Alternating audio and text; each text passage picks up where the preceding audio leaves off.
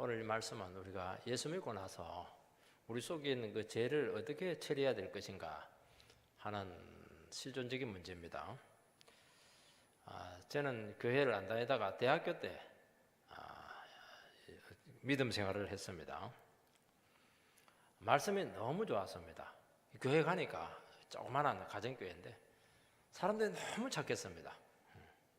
그리고 저한테 엄청 잘해줬습니다. 저는 힘들게 이렇게 성장을 했는데 또 가난하다 보니까 돌봄을 부모님이 우리를 사랑을 하긴 했는데 어렵다 보니까 이게 제대로 충분하지 못했습니다. 교회는 천국이었습니다. 다 받아주었습니다. 또 제가 용서받고 하나님 나를 사랑한다. 그거 생각만 해도 막 너무 신기하고 놀랍고 정말 기뻤습니다. 근데 이 행복이 계속 유지되면 되는데 이 행복이 계속 유지가 안 되는 겁니다. 이상하게 믿음 생활을 하면 할수록 자꾸 고민이 생겼습니다.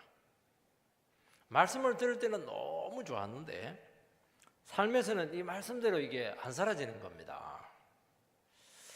말씀을 몰랐으면 나을 텐데 아니까 더 힘든 겁니다. 말씀을 들으면 죄짓지 마라 이렇게 하는데 현실에서는 죄를 끊을 수가 없었습니다. 그러니까 양심이 괴로운 겁니다. 그리고 놀라운 사실은 내 속에 욕심이 야망이죠. 야망이 이렇게 많은 줄은 몰랐습니다. 야망이 똘똘 뭉쳐 있었습니다. 정욕과 시기와 열등감이 저를 계속 그렇게 괴롭혔습니다. 괜히 예수님 믿는 바람에 저의 부끄러운 민낯이 그냥 다 드러나게 되었습니다. 결국에는 아무것도 할 수가 없게 되었습니다. 나를 숨기고 은폐했을 때는 그냥 큰 소리도 치기도 하고 그냥 대단한 것처럼 또 보이기도 하고 또 자신 있게 뭔가를 했는데 예수를 믿는 바람에 잘하는 게 다 없어져 버리게 되었습니다. 굉장히 주눅이 들고 말이죠. 그런 식으로 되었습니다. 괜히 예수 믿었다. 이제 세상으로 갈 수도 없고요. 하나님께로 가는 거는 더 힘들고요. 내가 어디로 가야 되는가? 내가 왜 이렇게 됐나? 정말 그런 때가 있었습니다. 그리고 말씀을 들으면 내 안에서 재성이 자꾸 살아나는 것을 느끼게 되었고 도리어 그 말씀이 저에게 이제 상처가 된다는 것을 알게 되었습니다. 예수 믿기 전에는 이 죄 짓는 삶에 문제가 되지 않았는데 주님을 알고 나는부터 제가 저를 너무나 힘들게 하고 괴롭히고 늘 넘어지게 했습니다. 내가 정말 천국 간 건 맞는지 내가 예수 믿는 것처럼 이게 보이지가 않았습니다. 근데 이제 그런 가운데서도 어떻게 다른 데로 갈 수는 없으니까 계속 예배를 드리고 계속 내 자신과 싸우면서 신앙생활을 이렇게 하면서 상당히 시간이 지났을 때 느끼게 되었습니다. 이게 정상이다 하는 것을 알게 되었습니다. 그때는 너무 괴로워가지고 그냥 그 추운데 밖에 나가서 그냥 살려달라고 기도도 하기도 이렇게 했는데 그게 정상이었습니다. 왜냐하면 내가 예수를 믿고 내 영혼이 살아나고 하나님의 말씀을 알았기 때문에 그동안 내 속에 숨어 있었던 그 죄의 실체들이 그냥 드러나기 시작하면서 마치 내 속에 그냥 구정물이 가라앉아 있었는데 휘저으니까 말씀으로 휘저으니까 이게 올라와가지고 내 안에 엉망으로 흙탕물을 만들어 놨던 겁니다. 갈등이 생기고 내 안에서부터 심하게 싸우니까 내 안이 정리가 안 되니까 아무것도 할 수가 없는 겁니다. 오늘 보면 오라 나는 공고한 사람이로다 이 사망의 몸에서 누가 나를 구원하랴 이게 저절로 나오는 겁니다. 딱 하나밖에 없죠. 답은 하나입니다. 우리가 다 알고 있는 답입니다. 결국 이 고민과 재성을 두고 날마다 예수님께 나가서 나를 죽이고 주님 바라보는 그 신앙적인 싸움을 하게 되었습니다. 근데 놀라운 사실은 하나님께서 주님께서 참 그 모든 상황들을 정리시켜 주시고 변화시켜 주시고 신앙으로 이렇게 성숙하게 되었습니다. 그래서 나를 찾게 되었고 내 안이 정리가 되었습니다. 정리가 되니까 예수 믿기 전하고는 비교가 안 되는 그런 참 존귀한 삶이 저에게 있게 되었고, 그리고 아주 이렇게 그 뭐라고 하냐, 사람이 그 완전히 달라졌고 능력이 달랐습니다. 참 신기했습니다. 본문은 우리가 예수 믿고 난 후에 우리 속에 숨어 있었던 이 재성들이 막 살아나게 될 텐데 이 문제를 어떻게 다루어야 되는가? 이거는 대단히 중요한 질문입니다. 이 부분에 대해서 오늘 여러분들께서 한 번 더 같이 저랑 같이 고민을 하셔야 될 겁니다. 첫 번째는 신자들 안에 여전히 죄의 육신이 있다는 것을 우리는 잊지 않아야 되는 겁니다. 14절 15절 읽어보면 우리가 율법은 신령한 줄 알거니와 나는 육신에 속하여 제 아래 팔렸도다. 내가 행하는 것을 내가 알지 못하노니 곧 내가 원하는 것은 행하지 아니하고 도리어 미워하는 그것을 행함이라. 여러분, 제일 비참한 사람이 누굽니까? 내가 원하는 것은 못하고 정말 원치 않은 것, 미워하는 것은 할 수밖에 없는 이 사람이 제일 비참한 사람이지 않겠습니까? 제일 행복한 사람은 내가 하고 싶은 걸 마음껏 할 수 있는 사람이 행복한 사람이죠. 예수 믿고 나서 우리의 상태가 이런 제일 비참한 모습이 될 수 있습니다. 여기서 나는 이렇게 자꾸 나가 이게 아마 수십 번 나옵니다. 이 내가 누구냐? I 영어로 되게 이제 로마서를 쓰고 있는 바울 사도다. 이제 그렇게 봅니다. 바울 사도는 자기 자신의 상태를 이 부분에 있어서는 고백적으로 고백을 합니다. 되게 이제 서신서를 쓸 때는 자기 얘기를 잘 안 합니다. 구체적으로 이렇게 안 하는데 대단히 중요한 이 부분에 있어서는 고백적으로 이렇게 자기 신앙 고백적으로 이렇게 이야기를 풀어 쓰고 있습니다. 왜냐하면 이것은 이론이 아니고 정말 내가 겪었던 아주 심각한 문제들이고 이게 굉장히 중요하고 이게 잘못 다뤄지면 신앙을 잃어버릴 수가 있는 중요한 문제이기 때문에 그래서 이 부분을 나도 겪었는데 우리 예수 믿는 누구나 이건 다 겪을 수 있는 문제고 이거 이상한 게 아니고 정상이다. 왜냐하면 자칫하면 이것은요 굉장히 이상하게 자기 자신을 생각할 가능성이 많기 때문에 나도 겪었는데 여러분들이라고 안 겪을 사람 누가 있겠는가? 나도 참 힘들었다.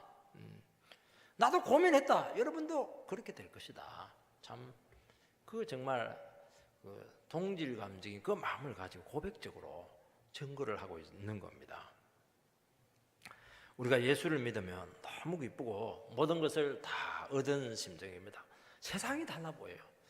하늘이 아름답고 꽃들이 막 나에게 그냥 미소를 짓고 있고 새들이 나에게 막 사랑의 노래를 부르고 막 세상을 다 얻은 것 같습니다. 이제 다시는 죄 안 짓고 정말 천국 자녀답게 그렇게 참 잘 살고 싶습니다. 그게 오래 못 갑니다. 실제는 죄 짓고 다른 사람 미워하고 정욕 때문에 다 괴로워하고 이게 뭐 그러니까 이게요 우리는 아예 천국을 몰랐으면 상관이 없습니다. 천국을 알아버리니까 천국을 알지 지옥을 알지 막 천국과 지옥을 뭐 왔다 갔다 할 수 있다는 겁니다. 늘 주님 위해서 기도하고 늘 전도하고 다른 영혼을 위해서 이렇게 사랑을 베풀어주고 살아갈 것 같은데 에이구, 어떻게 그게 그렇게 되겠습니까? 정반대로 갑니다. 힘들게 신앙생활을 합니다. 은혜 받을 때는 막 절대로 주일 예배 안 빠지고 정예배 다 하고 청년부 다 하고 수요일까지 다 하고 새벽기도 다 한다는데 오전 예배 드리고 나서는 막 피곤해지는 겁니다. 실제 예수 믿는 사람 같지가 않고 이렇게 살아가다가는 안 될 것 같고 믿음 버릴 것 같고 지옥에 떨어질 것 같은 그 위기를 느낄 때가 있습니다. 그 이유가 무엇이냐 하는 문제입니다. 오늘 보면은 율법은 신령한 줄 알거니와 율법은 신령하다는 것을 알고 있다는 겁니다. 선하고 거룩하고 이거 하나님의 영으로 기록된 것이기 때문에 오류가 없습니다. 그러니까 율법 앞에 딱 서면 내가 죄인이라는 것을 인정을 합니다. 율법이 잘못 있는 것이 아니에요. 내가 잘못했다는 것을 알게 됩니다. 그걸 안다는 겁니다. 율법이 이렇게 실행하다면 우리는 율법대로 살아야 되지 않겠습니까? 말씀대로 살아야 되는데도 불구하고 실제로는 뭐라고 되어 있냐니까 제 아래 팔렸다 이렇게 표현을 합니다. 이 원래 이 뜻은 전쟁 용어입니다. 총뿌리를 겨누어서 억지로 제 노예가 되게 한다는 것입니다. 여러분, 포주가 억지로 강요해서 하기 싫은 윤락행위를 하지 않을 수밖에 없는 그런 상태, 못 빠져나오지 않겠습니까? 그런 식으로 된다는 것입니다. 여러분, 예수를 믿으면 하나님의 뜻대로 살고 제한 짓고 선하게 살고 싶어하는 마음이 있습니다. 그러니까 우리가 예수를 믿었지 않겠습니까? 근데 실제로 현실 속에서는 이 죄의 세력이 갑자기 막 총뿌리를 우리에게 겨누면서 막 내리찍어서라도 죄짓게 한다는 겁니다. 원하는 것은 하지 못하고 미워하는 죄는 짓게 한다는 겁니다. 그래서 내가 왜 이러지? 내가 예수 믿는 게 맞나? 하나님 자녀가 맞나? 자꾸 갈등하고 고민하게 되는 겁니다. 예수 안 믿었으면요 이런 갈등 없습니다. 늘 죄짓지 말아야지 하는데 이미 넘어져 있습니다. 죄짓고 살아가고 있습니다. 여러분, 우리가 신자가 되어도 우리 안에 죄의 잔재가 남아 있습니다. 죄의 영향력을 받게 되고 그동안 모르고 있었던 거예요. 그냥 신문지로 덮어놓은 겁니다. 그런데 말씀이 오니까 그걸 다 벗겨내니까 우리 속에 있는 그 모든 죄악들이 막 한순간에 그냥 시궁창에 물에서 쏟아 올라오듯이 막 솟구쳐 올라오는 겁니다. 그러면 세상에 끄는 그 힘이 얼마나 강력한지 모릅니다. 세상 속에 살아갈 때는 상관이 없어요. 선하게 살아가려고 하니까 막 세상의 힘이 막 고래심줄보다도 더 센 겁니다. 우리는 신분적으로는 하나님의 자녀가 되었습니다. 천국을 알고 있습니다. 여전히 과거 죄의 세력 안에 있기 때문에 이 막 천국과의 세상이 죄가 그냥 이렇게 막 섞여가지고 과도기적인 그 상태에 양자가 겹쳐지게 된다는 것입니다. 그래서 우리는 또 죄를 짓고 또 실수를 하게 됩니다. 그래서 우리가 신앙 안에 있으면 이렇게 어떻게 합니까? 이렇게 하면 안 돼. 어느 순간 돼 이렇게 바뀌어 있습니다. 팍 넘어져 있습니다. 두 가지 마음이 교묘하게 있는 겁니다. 안 돼는 속으로는 막 되고 싶은 겁니다. 의지와 각오대로 안 됩니다. 내 안에 남아있는 육신의 죄의 세력이 여전히 너무 강력하기 때문입니다. 도리어 예수를 믿었기 때문에 우리 안에 있는 죄가 막 더 총뿌리를 겨누어서 막 그냥 제 아래로 끌고 가려고 하는 것입니다. 내가 지금 못하고 있나? 그냥 예수 믿는데 뭐 죄 언저리에서 막 얼쩡얼쩡 하는데 내가 지금 어디서 지금 뭐 하고 있나? 자기도 막 깜짝 놀랍니다. 카톡에 찍어야 되는데 이거 못 찍죠. 너무 깜짝 놀라서 내가 왜 이렇게 하는지 모르겠다. 마음과 실제 행동이 완전히 따로 노는 겁니다. 그래서 예수 믿고 나서 자기 영혼을 방치하게 되면은 안 믿을 때보다 더 상태가 나빠지는 겁니다. 선하게 살려고 하면 할수록 막 죄의 유혹이 더 강력하게 우리를 막 넘어뜨립니다. 막 멱살을 잡아가지고 막 죄지으라고 패대기 치고 그렇게 하는 겁니다. 이 고비를 못 넘기면은 굉장히 그 방황을 많이 하고 정신적으로 타격을 받을 가능성이 참 많습니다. 그래서 예수 믿고 난 후에 더 기도가 필요하고 세례 받고 난 후에 더 시험에 잘 빠지고 예배 드리고 나서 더 타락할 수가 있습니다. 예배 드리고 나서 막 하면서 막 생맥주 가지고 술 한잔 팍 하고 이런 사람 제가 많이 봤습니다. 은혜 더 받으면요 더 위기가 옵니다. 너무 은혜 받았다 이래가지고 내 비정상적이야 이러면서 막 텔레비전 막 10시간 봐버리고요. 그냥 장롱 속에 있는 막 그냥 소주 꺼내가지고 막 마셔버리고 그러면 이제 정상이 되었구나. 그렇게 이게 안 되는 거 이게 정신을 못 차립니다 이게.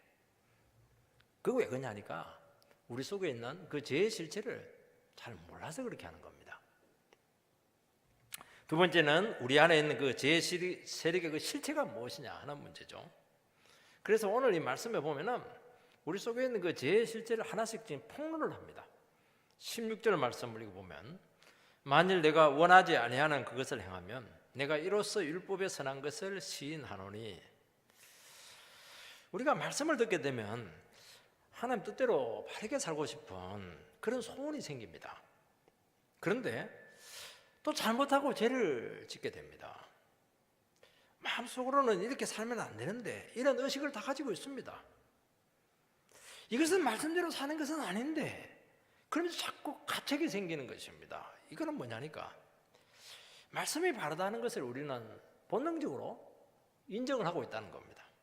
17절 18절 이거 보면 이제는 그것을 행하는 자가 내가 아니요 내 속에 거하는 죄니라. 내 속 곧 내 육신에 선한 것이 거하지 아니하는 줄을 아노니 원하는 내게 있으나 선을 행하는 것은 없노라. 우리는 선을 행하고 싶지만은 선을 행할 능력이 없습니다. 내 안에 죄의 실체가 있다는 것은 알게 됩니다. 그리고 이 죄가 얼마나 가공한 능력을 가지고 있는가 하는 것을 경험하게 됩니다. 우리 예수를 안 믿으면 이건 몰라요. 왜냐하니까 우리는 어차피 죄 짓고 살아야 되니까 죄가 친구예요. 예수를 믿기 때문에 이게 막 내 속에 죄의 덩어리가 있다는 것을 그때부터 이제 실체가 하나씩 나타나는 겁니다. 막 우리 안에서 막 죄가 막 살아나기 시작합니다. 예수 믿을 때마다 더 심각해집니다. 이것은요 단지 겉으로 나타난 것만을 얘기하지 않습니다. 숨어 있고 은폐되어 있고 막 뿌리가 얼마나 깊은가 하는 것을 알게 됩니다. 어쩌다가 한 번씩 살아가다가 안 좋은 행동을 한다든지 안 좋은 불량한 태도를 보이는 게 아닙니다. 우리 삶 전부와 다 관계되어 있다는 것을 알게 됩니다. 우리의 본성은 죄의 덩어리다 하는 것이죠. 그래서 우리 전생 전체가 죄의 영향 아래에 있다는 것을 깨닫게 됩니다. 그리고 세상이 보입니다. 세상이 얼마나 죄의 뿌리 깊이 박혀 있는가. 옛날에는 막 세상이 너무 좋았습니까? 왜냐하면 우리 세상 체질이니까요. 우리가 이제 예수 체질이 되는 바람에 막 세상이 보입니다. 와, 세상이 이렇게 흉악한 데구나. 정말 그것을 알게 됩니다. 실체가 지금 알게 되는 겁니다. 여러분 세상이 제일 잘 보이는 데가 보니까 텔레비더라고요. 텔레비는 세상을 그대로 화면에 보여줍니다. 텔레비의 정신이 뭐냐? 어떻게 하면 시청률을 높일 것인가? 이게 텔레비의 정신입니다. 다른 거 아닙니다. 백성들을 계도하고 교양을 높이고 아이고 그건 겉으로 얘기하는 것이고 시청률이 높아져야 됩니다. 그래야 광고비가 많이 들어오기 때문에 운영이 되는 겁니다. 여러분 잘 생각해야 됩니다. 그 시청률을 높이려면 어떻게 해야 되느냐? 사람들의 구매에 맞는 것을 탁 방영해 줘야 됩니다. TV를 보면요, 인간이 바라고 원하는 것을 너무 잘 알고 너무 구미에 맞춰주고 우리가 하고 싶은 말을 다 해주고 보고 싶은 것을 다 보게 해주고 생각하는 것은 전부 다 나옵니다. 참 신기해요. 여러분 텔레비는요 너무너무 놀라운 겁니다. 가만히 있는데 막 우리의 욕구를 다 채워줍니다. 그래서 텔레비라고 하는 그 바다에 빠져버리면 절대로 못 나옵니다. 여러분 가장 강렬한 것이 뭐냐니까 성적인 욕구인데 이 선정적인 프로를 딱 만듭니다. 죽어 청소년들. 인간 안에는 이 파괴적인 욕구가 있습니다. 이 폭력적이고 잔인한 장면들이 딱 반영이 되는 겁니다. 그래야 시청률이 올라가는 것입니다. 사람은요 정상적인 것보다는 비정상적인 걸 참 좋아합니다. 텔레비 드라마에도 둘이가 참 건강하게 자라서 공부 잘해가지고 둘이 잘 만나서 아름답게 결혼해서 애 놓고 잘 살았더라. 하나도 안 봅니다. 그거 항상 삐뚤어진 사랑, 불륜, 삼각관계, 나무 사람 뺏기, 막 그냥 나는 그거 보면 머리가 아파요. 그래 이제는 이제 성령 체질되고 도대체 이해가 안 됩니다. 그게 내 머릿속에는 없거든요. 옛날엔 너무 재밌었는데 이제는 바뀌어가지고 저것들 왜 저러지? 도대체 이해가 안 돼요. 그래서 안 봅니다. 이제 요즘 뉴스도 잘 안 봐요. 뉴스도 보니까 조금 조작이 되는 것 같습니다. 스포츠는 좀 봅니다. 솔직하게 이야기해서. 사람은 호기심이 참 많습니다. 특히 그 세상에 없는 연계에 대한 호기심이 참 많습니다. 그래서 유령에 대한 이야기가 많이 나오고, 어떤 게는 귀신을 사진을 찍어서 방영을 하기도 하고, 얼마 전에 보니까 신이 선택한 사람들이 나와가지고 막 별소리 다 하더라고요. 오락이나 쇼는 어린이 청소년들에게 딱 맞춰집니다. 어른들은 이게 안 보거든요. 그런 것들.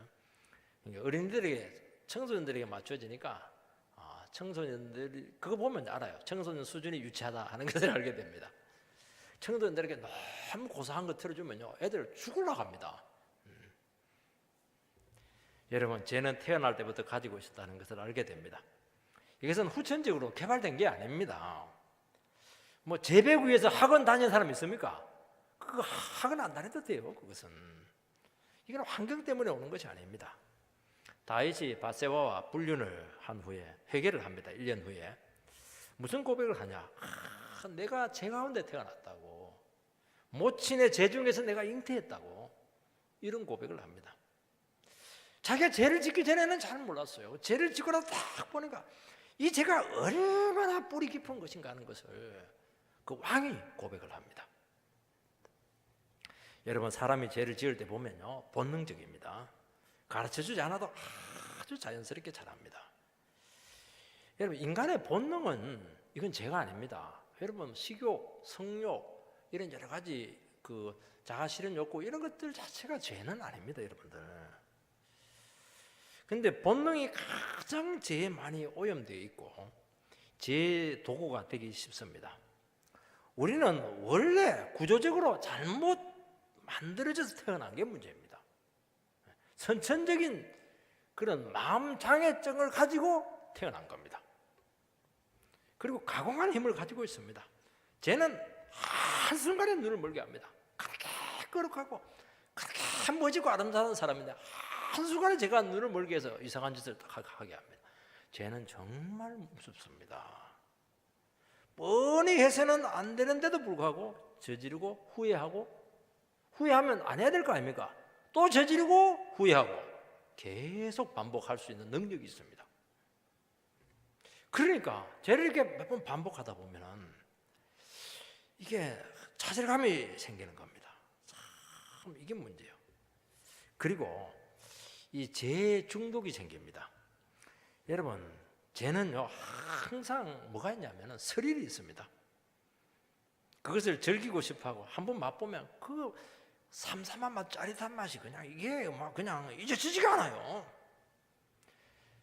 여러분, 세상에 있는 말씀과 성령 외에는요 모든 것은 중독성을 다 가지고 있습니다. 특별한 그 죄가 주는 그 스릴이 있습니다. 그러면 이미 죄에 깊이 빠져 있다는 것을 기억을 해야 됩니다. 먹는 거, 입는 거, 보는 거, 만지는 거, 느끼는 거 전부 다 중독성이, 듣는 거 전부 다 중독성입니다. 밤새도록 듣습니다. 커피도 이게요 중독성이 있을 수가 있습니다. 모든 것은 중독. 스포츠, 이거요 중독성 굉장합니다. 정신을 못 차리는 겁니다. 경종을 울려야 되는 것이죠. 여러분, 내 육신에 선한 것이 거하지 아니하는 줄을 아노니 우리 안에 선한 것을 행할 힘이 없습니다. 제가 주는 마력은 엄청난 힘을 가지고 있다는 겁니다. 돈의 마력, 권력의 마력, 명성의 마력, 한번 빠지면 못 나옵니다. 하나님이 율법을 주신 이유는 무엇이냐? 우리가 그 죄를 이길 수 있기 때문에 주신 것이 아니고 죄의 세력과 이 가공할 힘, 그 뿌리 깊음을 알도록 하기 위해서입니다. 우리가 섬과 하나님의 뜻에 대해서 얼마나 무력한 존재인가 하는 것을 깨닫도록 그 율법이 우리에게 왔다는 것입니다. 그래서 그 비참한 상태를 알고 다시 십자가로 나오라는 것입니다. 오늘 사람들은요 돈과 권력과 명예와 관계와 그 모든 것에 지금 빠져 살아가고 있는데 그것이 얼마나 헛된 것인가 하는 것을 아는데도 불구하고 못 빠져나옵니다. 학벌 문제, 논문 표절 문제, 유명인들 전부 다 청문회 세워놓으면 전부 다 드러납니다. 저는 100% 깨끗한 사람 한 사람도 못 봤습니다. 5가지 기준이면 전부 다 5가지 기준에 사진 다 걸렸습니다. 그러니까 뭐 깨끗한 사람 없으니까 누구는 세워놔야 되니까 그 자리에 올려놔야 되는 겁니다. 위선이죠, 위선. 거짓으로 세워진 인생, 이것은 언젠가는 무너지게 된다는 것을 보는 것입니다. 그런데도 안 되는 거예요. 안 되는 거예요. 왜냐하면 너무 그 마력이 세기 때문에, 그 마술이 너무 좋기 때문에 안 되는 겁니다. 그래서 우리는 예수 믿는 사람들은 바로 이 부분에 있어서 우리가 참 유리한 위치에 있다는 것을 기억을 해야 됩니다. 우리는 이제 우리 청년들 아닙니까? 여러분들 기억하시기 바랍니다. 우리는 어차피 크게 될 사람들입니다. 이 사람들이 크게 될 줄 알았으면 이렇게 죄를 짓겠습니까? 몰랐죠.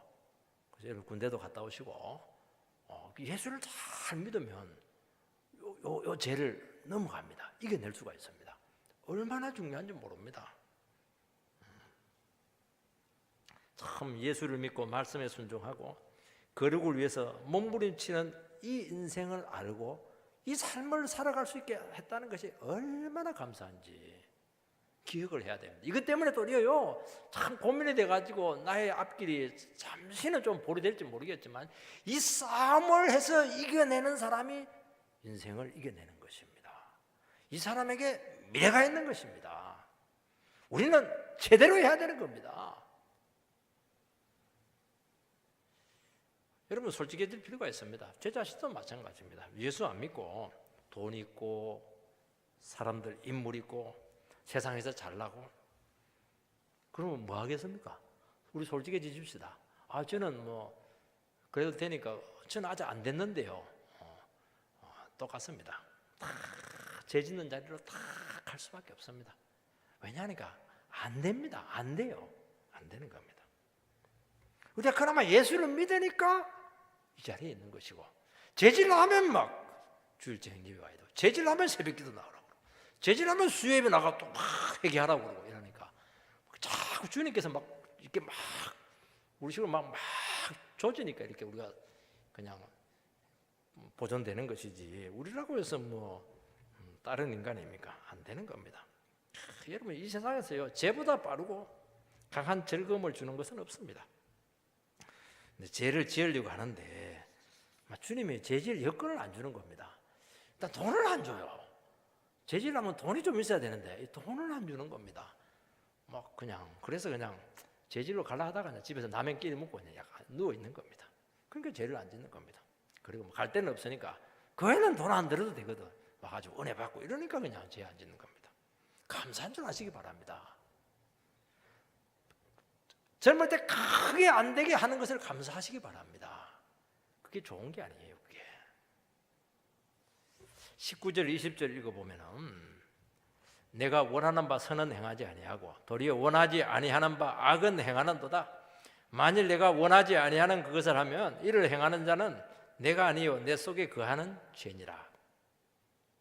우리 안에 두 종류의 내가 있다는 겁니다. 하나는 내가 원하는 바로서의 나가 있습니다. 또 하나는 내가 행하는 바로서의 나가 있습니다. 내가 원하는 바로서의 나는 말씀대로 살고 싶습니다. 근데 실제로는 하나님의 말씀과 전혀 다르게 행동하는 내가 행하는 바로서의 내가 실제로 나타나게 된다는 것입니다. 뭐 어렵게 이야기했는데 어려울 거 없습니다. 내가 원하는 대로 안 사라지더라. 그거 왜 그렇게 어렵게 목사님 이야기하냐고. 그렇게 쉽게 좀 풀어가시기 바랍니다. 지금 아내가 믿지 않는 남편에 대해서 막 불만이 많습니다. 이놈의 남자 왜 안 바뀌나 불만이 많아요.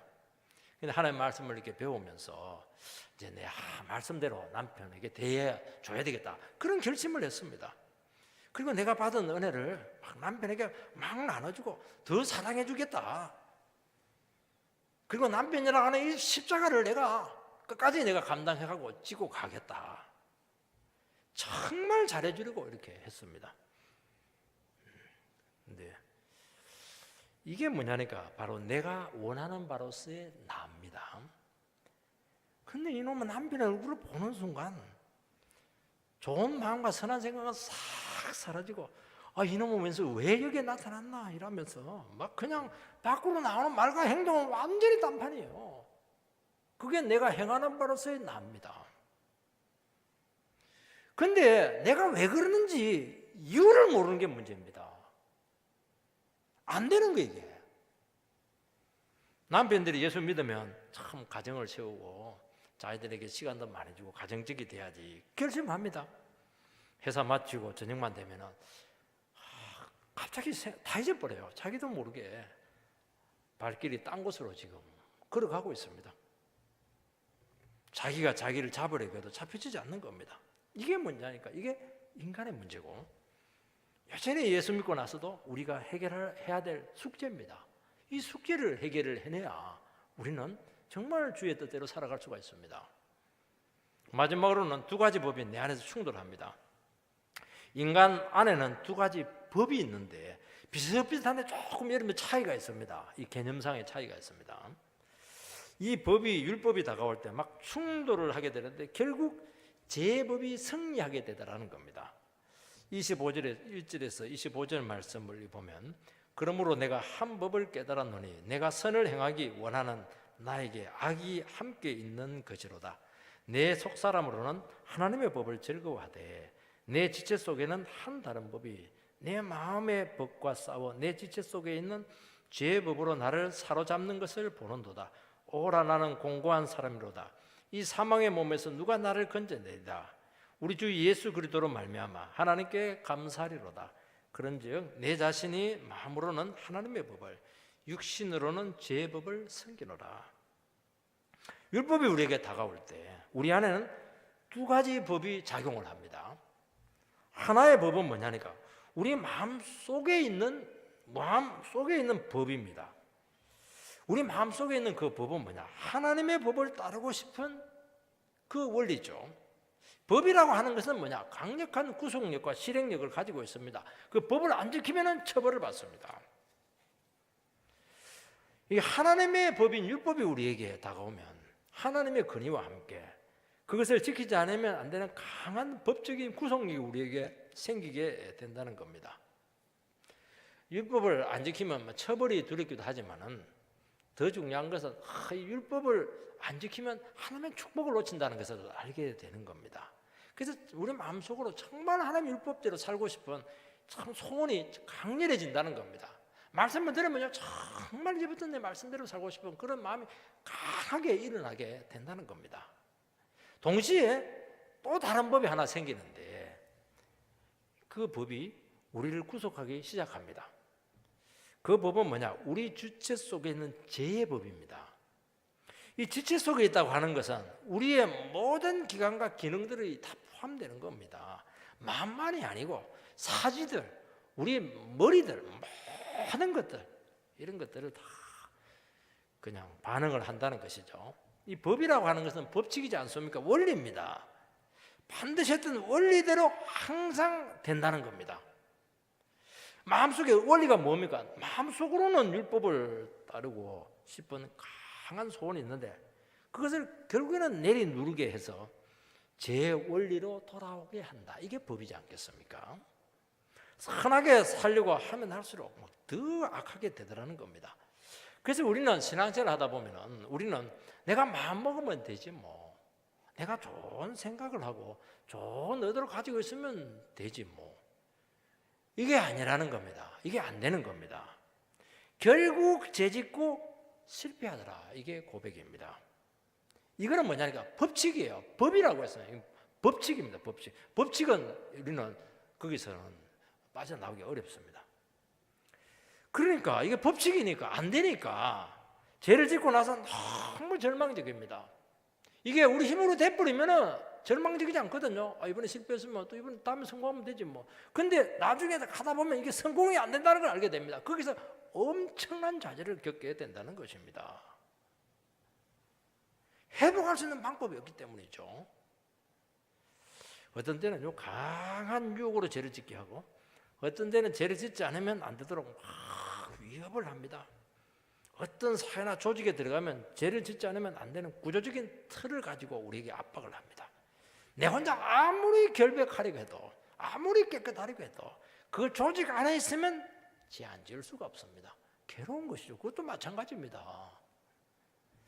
여러분, 사람이 죄를 지을 때 보면 모르고 짓는 것보다요, 전부 다 알고 짓는 겁니다. 술 먹고 막 소리 지고 난 몰랐다. 거짓말입니다. 그거 왜 몰라요? 정말 모르고 짓는 건 큰 게 아닙니다. 무의식적으로 짓는 죄들은요, 큰 죄는 절대로 안 됩니다. 제가 대구에 있을 때 교육자실에 와가지고 행패 부리는 술만 먹으면 행패 부리는 사람이 있어요. 어떻게 교육자들이 세게 못 나온 것을 알고 막 기가 막히게 교육자들이 괴롭히는데요. 뭐 소리도 못 지르고 경찰도 못 부르고 막 한 번 걸리면 한나절을 괴롭힘을 당합니다. 그 사람이 모르고 합니까? 다 알고 합니다. 이런까지 다 최 목사님 하면서 옆에 싹 보는데 막 죽겠더라니까요. 이게 다 알고 한다니까요. 못된 사람이 이거.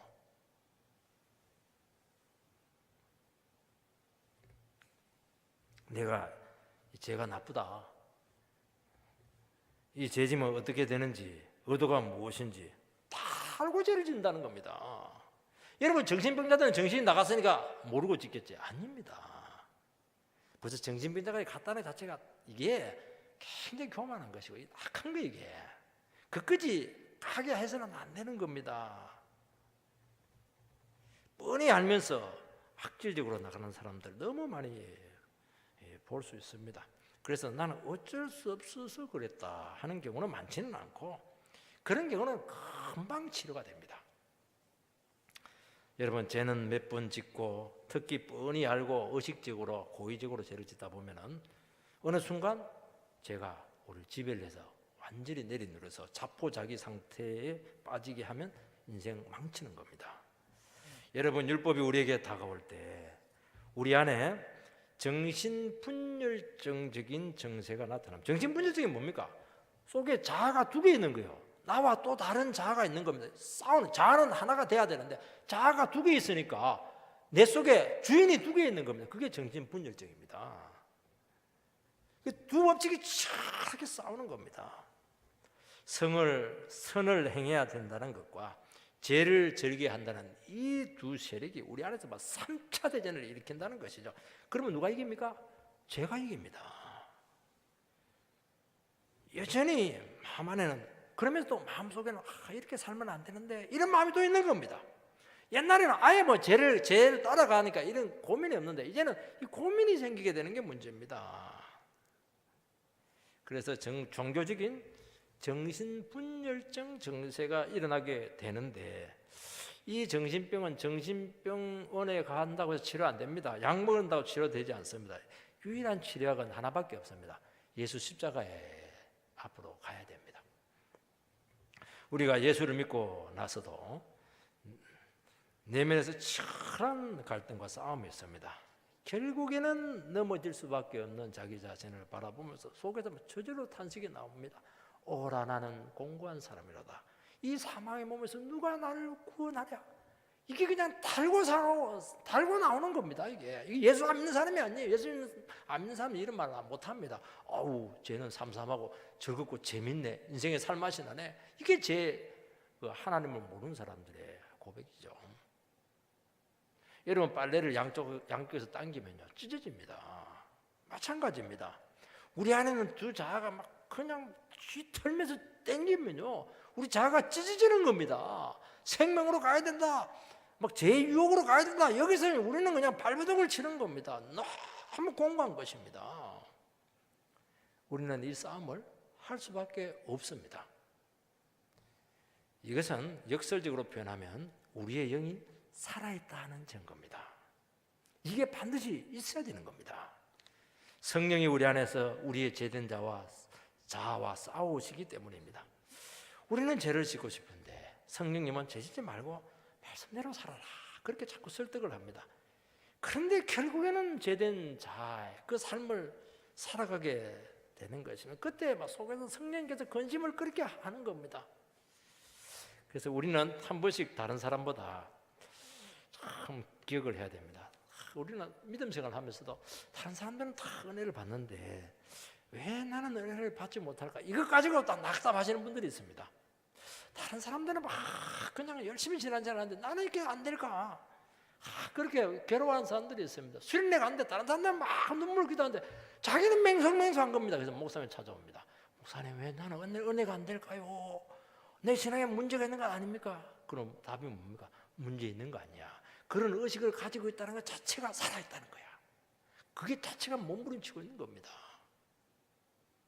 나는 왜 이렇게 그렇게 신앙생활 오래 했는데 내 심령이 이렇게 메말라 있을까? 메말랐다고 하는 것 자체를 안다는 것 자체가 영적인 감각이 지금 살아있다는 겁니다.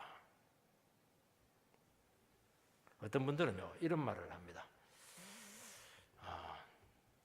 나는 죄를 많이 지어서 교회 나갈 수가 없어. 예배 드릴 수가 없어. 이런 말을 한다고 하는 것은 아직 그 영혼이 덜 급해서 그래요. 오라 나는 공간자로다 하면 이런 말이 안 나옵니다. 그것까지 아직 안 간 겁니다. 정말 내 영혼이 괴롭고 답답하고 목 졸려 죽을 것 같으면요 그냥 나를 구원해 주소서 이러면서 그냥 막 아무 생각하지 않고 다 내려놓고 그냥 예수님께로 나오는 겁니다. 살려달라고 그렇게 하는 겁니다. 여러분, 조폭세계에 빠져있는 사람들이 정말 못 빠져나오는 것은 그냥 주위에 있는 사람들이 막 그냥 눌러서 그렇게 하는 것이 아닙니다. 본인이 진정으로 빠져나올 마음이 없기 때문에 못 빠져나온다는 겁니다. 마귀가 그 마음을 사로잡아서 막 낙심을 주었기 때문에 너는 이렇게 살 수밖에 없어. 그걸 스스로 받아들이기 때문에 그렇게 하는 것입니다. 여러분, 유언가에 있는 여종어머니들의 90%가 낙심해서 이렇게 살 수밖에 없다고 생각하기 때문에 못 나온다는 겁니다. 정말 나오고 싶은 마음이 있으면요 나온다는 겁니다. 안 된다는 겁니다. 그러면 그때부터 죄의 권세가 그 사람을 끌고 가는 것입니다. 그게 뭐냐니까 죄에 무감각해지는 겁니다. 여러분, 우리도 마찬가지입니다. 예배드리고 죄짓고 신앙생활은 늘 그렇게 하는 거야. 또 예배드리고 죄짓고 그러면 안 됩니다. 그것은 영적인 감각이 죽어 있는 겁니다. 그건 아니야. 또 고통스러워하더라도 또 죄지면 괴로워하고 또 눈물 와서 기도하고 나는 또 왜 안 됩니까? 그렇게 하니까 성령님께서 역사를 하죠. 성령이 부어지죠. 그러니까 우리가 변화가 되는 겁니다. 그래서 우리는 이 탄식과 몸부림이 늘 천국 가는 그 습관까지 있어야 된다는 겁니다. 눈물의 기도가 끊이지 않아야 된다고 말씀하고 있는 것입니다. 나는 왜 안 됩니까? 나는 왜 여기서 자유롭지 못합니까? 나는 왜 넘어지는데 꼭 넘어집니까? 어떤 경우는 너무 많이 기도해가지고 미안해가지고 예수님께 기도 못하는 분들이 있습니다. 그럼 미안해하면 안 돼요. 또 주님께 나서 미안합니다 이러면서 또 잘못했습니다. 또 그렇게 하는 겁니다. 그거 하라는 데 그거 바울이 다 했고 믿음의 선진들이 다 했던 겁니다. 다 해야 돼요. 언제까지요? 영원히 해야 됩니다. 예수님이 내가 예수님급이다 그러면 이제 안 해야 됩니다. 예수님급이 아닌 사람들은 이걸 계속 해야 됩니다. 속이지 마시기 바랍니다. 그렇게 몸부림치면 주님께서 치료해 주시고 회복시켜 주시고 생각보다 놀랍게 그렇게 귀하게 만든다는 것을 말씀해 주고 있는 것입니다. 그래서 다시 한 번 더 영혼의 자유를 찾는, 우리가 신분적으로만 구원받았다고 해서 무슨 소용이 있습니까? 그것도 귀하지만 정말 우리가 실제적인 구원을 받아야 되지 않겠습니까? 그런 구원의 은혜가 있게 되기를 주의 이름으로 축원드립니다.